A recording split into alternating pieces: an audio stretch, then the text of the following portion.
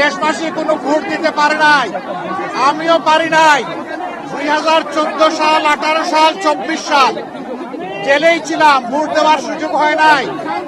এই তিনটা ভোট হারানোর পরে আজকে আলহামদুলিল্লাহ আল্লাহ তাআলা আমাদেরকে ভোট দেওয়ার সুযোগ দিয়েছেন। আমি মহান রব্বুল আলামিনের শুকরিয়া আদায় করি। আল্লাহ তাআলা এই ভোটের মাধ্যমে বাংলাদেশে একটা নতুন অধ্যায়ের সূচনা করে দিন, সেটা দোয়া করি।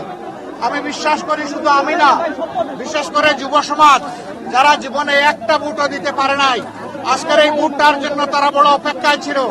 এই ভোটটা শান্তিপূর্ণ হোক, সুষ্ঠু হোক, সন্ত্রাস মুক্ত হোক, দখল মুক্ত হোক এবং সবার কাছে গ্রহণযোগ্য হোক, এটা আমরা দোয়া করি।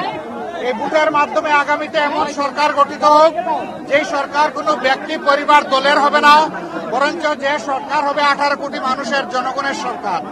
আমরা সেই সরকার গঠনের ব্যাপারে আশাবাদী।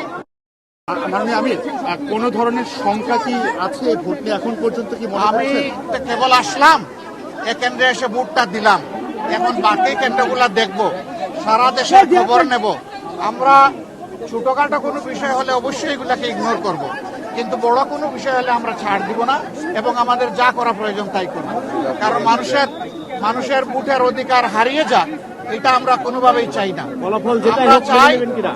আমরা চাই সুষ্ঠু ভোটের মাধ্যমে রেজাল্ট যেটা হবে, সেইটা ভোট যখন সুষ্ঠু হবে, নিরপেক্ষ হবে, সেই রেজাল্ট আমরাও মানবো, অন্যদেরকে মানতে হবে।